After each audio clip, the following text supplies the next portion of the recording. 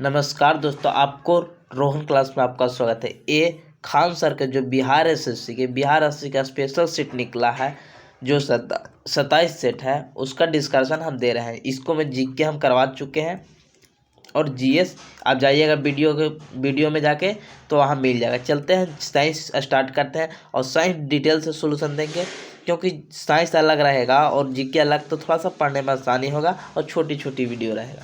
चलते हैं, पहला क्वेश्चन स्टार्ट करते हैं। लार्वा के कुछ उग्र परिवर्तन द्वारा वयस्क में बदलने की प्रक्रिया कहलाती है। तो देखिएगा, इस शहतूत के पौधा पर जो लार्वा रेशम के लिए बनाया जाता है, तब पहले कुछ ही होता है अंडा, उसको बाद लार्वा बनता है। इसको हम बताएंगे कैसे याद रखना है। अंडा के बाद लार्वा के बाद प्यूपा, और प्यूपा के बाद ये मकड़ी रेशम का निर्माण कर देता है। तो याद रखिए, अंडा लावा फूफा। अंडा लावा फूफा, ठंडा का दिन है तो अंडा लावा फूफा। तो अंडा से अंडा हो गया, ला से लार्वा हो गया और फूफा से प्यूपा हो गया। ये सब क्या होती है? अंडा से लार्वा क्या हो रही है? ये क्यांतरित हो रही है, धीरे धीरे बड़ा हो जाएगा। तो क्या वृद्धि नहीं, वृद्धि मतलब होता है वैसे ही रूप रहे, रूप ऐसी रहे और लंबाई बड़ी तरह, जिससे हम लोग में वृद्धि होती है, लेकिन क्यांतरण हो जाता है इसको में, क्योंकि इसका आकार भी परिवर्तन होते रहता है। ऑप्शन नंबर बी हो जाएगा। देखिएगा, प्रोटीन संश्लेषण होती है। प्रोटीन संश्लेषण ए किस में होता है? राइबोसोम पर होती है। और कोशिका भित्ति सेलुलोज का बना होता है। और माइक्रोकॉन्ड्रिया में हम लोग एटीपी का निर्माण होता है, ऊर्जा गृह कहा जाता है माइक्रोकॉन्ड्रिया में। एंडोप्लाज्म रेटिकुलम दो प्रकार के होती है, एक चिकनी होती है और एक खुरदरी होती है, यानी रफ होती है, एवं स्मूथ होती है। चिकनी और एक खुरदरी होता है, जिसको में खुरदरी, तो खुरदरी में आपको क्या होती है, आप याद रखिए, खुरदर में क्या होती है, आपको खेत में खुरदर रहेगा, उसको में क्या होगा? दाल होगा, और दाल में कुछ भी पाया जाता है? प्रोटीन। यानी खुरदरी में प्रोटीन का संश्लेषण होगा। और चिकनी का होता है? घी होता है, यानी उसको में क्या पाया जाएगा? वसा। तो चिकनी किसको? वसा का संश्लेषण करता है, और खुरदरी किसका? प्रोटीन के। चलिएगा नेक्स्ट क्वेश्चन। हड्डी और पेशियों को जोड़ता है। तो हड्डी और पेशी को जोड़ने के लिए कंडरा कहते हैं। लिंगामेट। हड्डी से हड्डी जोड़ते हैं लिंगामेट, या स्नायु कहते हैं। स्नायु, इसी को कहते हैं स्नायु। चलिएगा नेक्स्ट क्वेश्चन।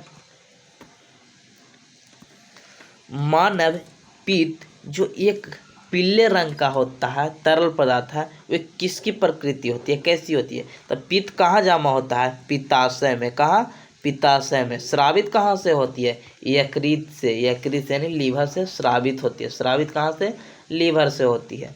और ये क्षारीय होती है। इसको पीएच मान कभी कभी पूछ देता है, 8.4 होता है, 8.4। लेकिन हाइड्रोक्लोरिक कहेगा तो अमाशय से, इसको याद रखिए, अमाशय से होता है, और इसको 1.5 लगभग होती है। ये क्या हो गया? अम्लीय हो गया, हाइड्रोक्लोरिक, जो अमाशय से निकलता है। चलिए नेक्स्ट क्वेश्चन। रक्त परिवहन तंत्र की व्याख्या किसने किया था? ये विलियम हार्वे ने किया था। विलियम हार्वे ने रक्त परिवहन तंत्र का खोज किया था।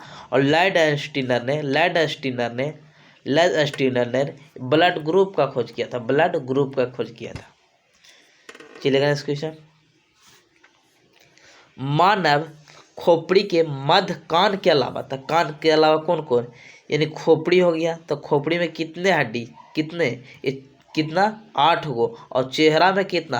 ना बोलते हैं चेहरा पर 12 बजल है, तो 12 नहीं, 2 बढ़ा दीजिए, उसको 14 लिख लीजिए। यानी 14 और 8 खोपड़ी में, तो कितना हो गया? 22 हो गया, यानी 22 गो होगा। और 3 गो ई कान में और 3 गो ई कान में, कितना हो गया?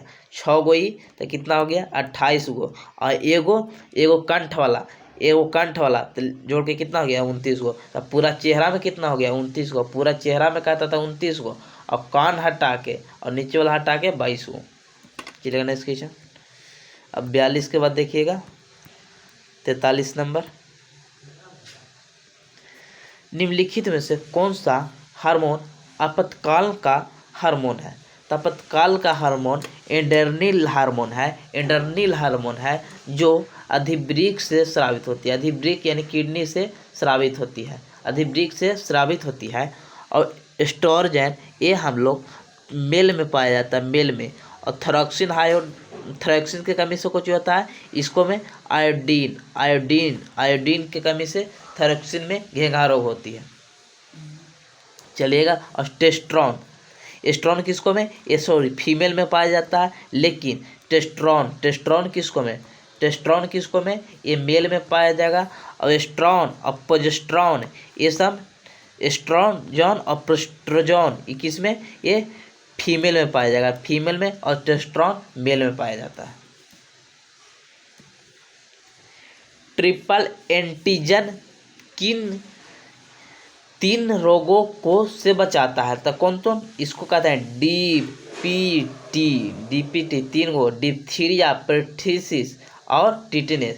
परटिसिस मतलब क्या हो गया, काली खांसी, यानी डीपीटी ऑप्शन नंबर डी हो गया, काली खांसी, जिसको डिप्थीरिया भी परटिसिस बोलते हैं, और टिटनेस और डिप्थीरिया, यानी 3 गो, काली खांसी, टिटनेस और डिप्थीरिया, ऑप्शन नंबर डी।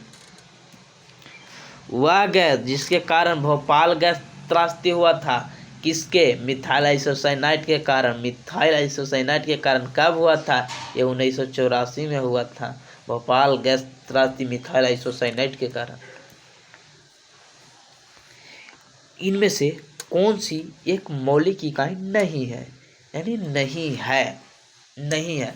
तो मौलिक इकाई मतलब जो आधारित राशि, जिसको मतलब है उसको कोई ज़रूरत किसी से नहीं है। तो मीटर में कोई ज़रूरत है, एम से लिख देते हैं। किलोग्राम केजी कुछ की ज़रूरत है, इसको नाप लिख नहीं।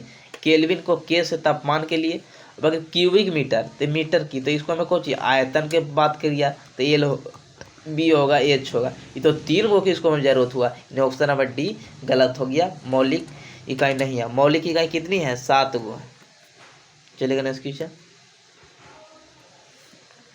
निम्नलिखित में से सदिश राशि उससे कहते हैं जिसको में दिशा और परिमाप दोनों हो। तो देखिए द्रव्यमान कहूँ रखेंगे, इसको दिशा का जरूरत नहीं पड़ेगा, समय की भी जरूरत के नहीं पड़ता, लंबाई के, लेकिन वेग के चाहिए। लेकिन गति पूछता था, तो गति अदिश राशि है, ये भी याद रखिए, गति अदिश राशि है।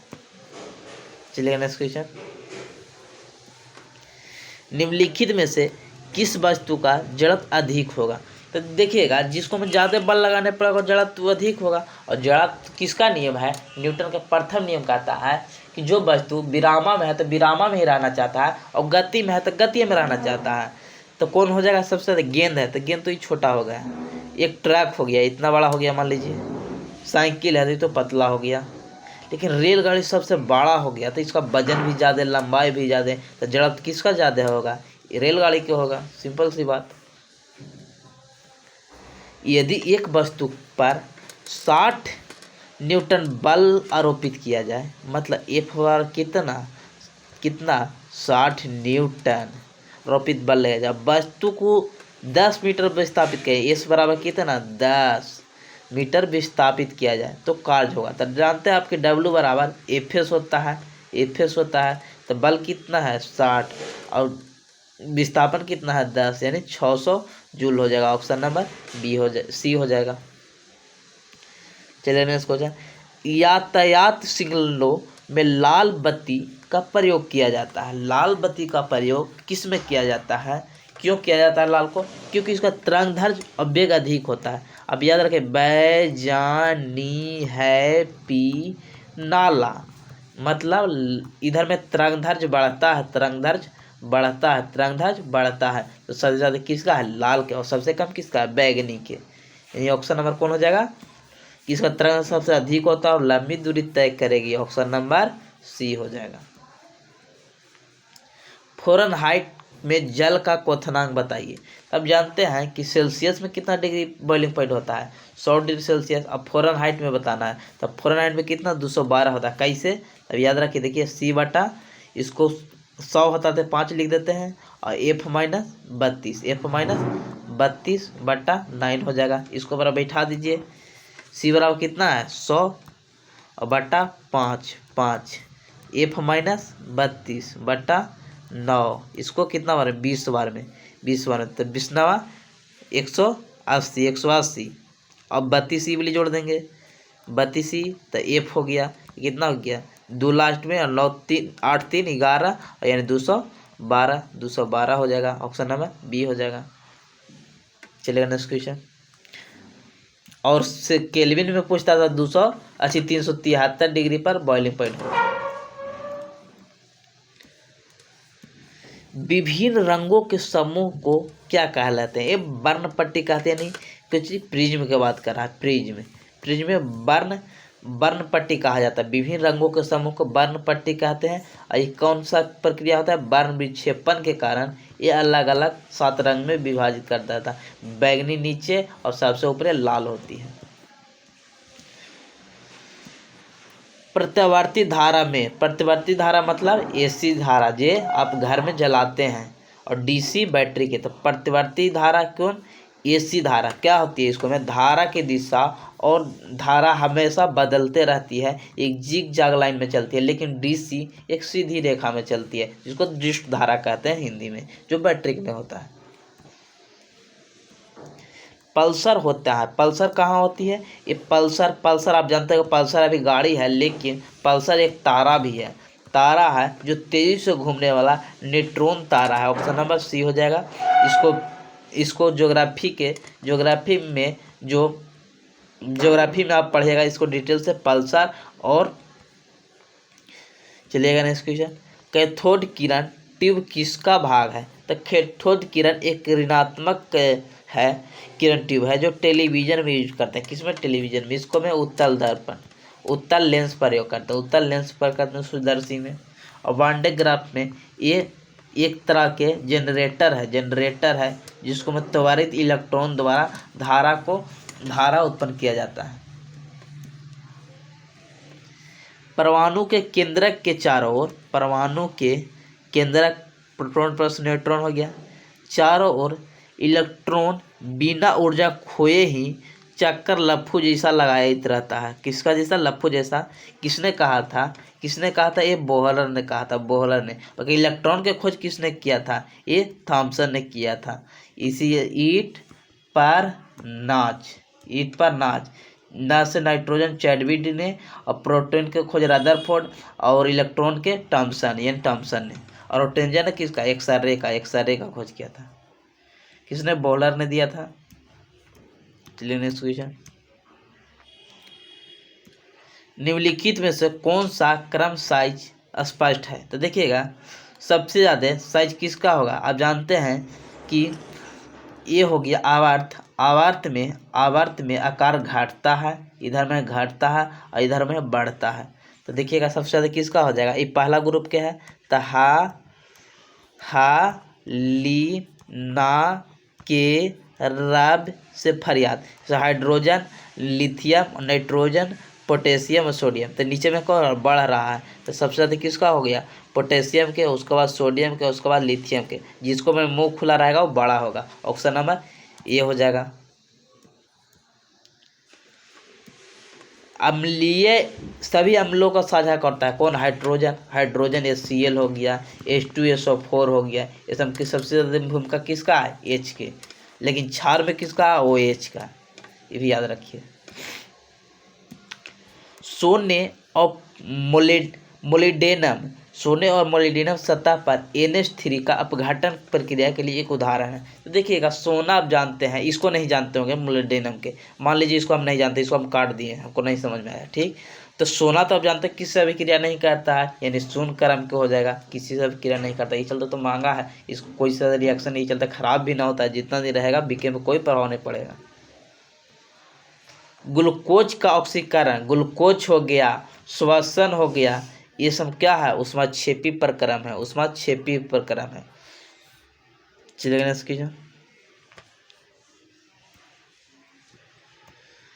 रासायनिक परिवर्तन के साथ होते हैं। तो रासायनिक परिवर्तन आप मान लीजिए दूध से दही, अब इसको तो बन जाएगा दूध से दही, मान लीजिए दूध से दही। तो अब ये क्या किए? नए पदार्थ का निर्माण हुआ, बिल्कुल दूध से दही हो गया, नया पदार्थ हो गया, पहला हो गया। निकाय के एंथैल्पी में परिवर्तन मतलब ऊर्जा में परिवर्तन होता है, ये आपको किस में, इसको तो दूध से दही में नहीं मिलेगा, रिएक्शन में मिलेगा कि इसको ऊर्जा में परिवर्तन होती है, ये भी सही। पदार्थ के रासायनिक गुणों में परिवर्तन होता है, बिल्कुल सही। अगर रासायनिक परिवर्तन उससे कहते हैं जो फिर मतलब ना मिले, दूध से दही बन गया, दही से दूध बनेगा, कभी नहीं बनेगा, ये रासायनिक परिवर्तन हो गया, नोपिक सभी हो जाएगा।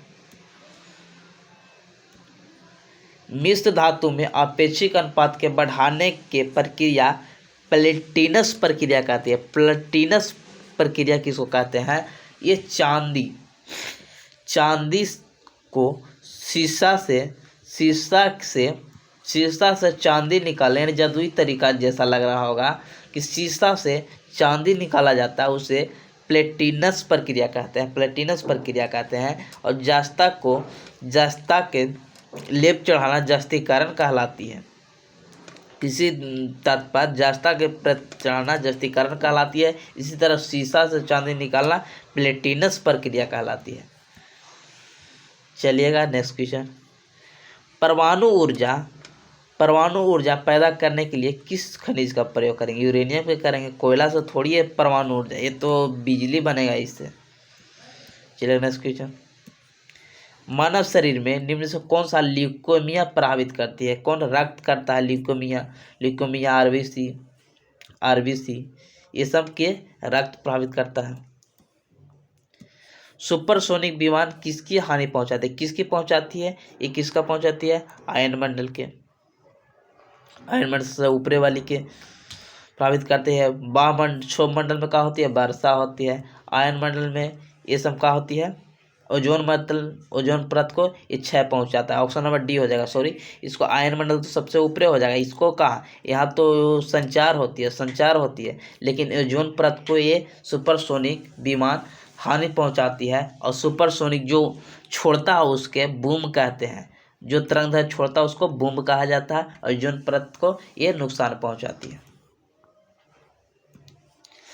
एक खाद्य श्रृंखला में कुछ ही चरण होते हैं, क्योंकि हर तरह से हमेशा 10% ही घट ले जाता है। जैसे घास को कौन खाया? मान लीजिए बकरी खाया, बकरी के कौन खाया? आप खा गए होंगे, तो हमेशा 10% ऊर्जा निर्माण होगा। लेकिन पौधा केवल सूर्य के 1% निर्भर करता है। 1%, ये भी याद रखिए कि सूर्य का कितना परसेंट? 1% पौधा निर्माण करता है। और किसका 10% का सिद्धांत है? लिंडेमान का है। ऑप्शन नंबर ए हो जाएगा, घटती है। एक तो लास्ट क्वेश्चन है, देखिएगा 72 नंबर देख रहा है। जी गुरुत्वाकर्षण का मान, ये मान लीजिए हमारा पृथ्वी हो गया, ठीक। जी का मान आर त्रिज्या के मान के अनुसार बदलता है। किसी छात्र को जी का मान कहाँ पर न्यूनतम मिलेगा? तो कहाँ पर जी का मान न्यूनतम मिलेगा? आप जानते हैं कहाँ? विषुवत रेखा पर सबसे कम जी का मान, जैसे सतह पर जाइएगा तो जी का मान बढ़ता है, और नीचे विषुवत रेखा पर न्यूनतम होती है, और केंद्र में शून्य होता है। तो सबसे न्यूनतम पूछ रहा है, न कि शून्य। न्यूनतम कहाँ? भूमध्य रेखा पर। सबसे ज़्यादा कहाँ? ध्रुव पर। चलिएगा, जय हिंद, जय भारत। सब्सक्राइब कीजिए, लाइक कीजिए, कमेंट बताइए कैसा लगा। दोस्तों, आपको रोहन क्लास में आपका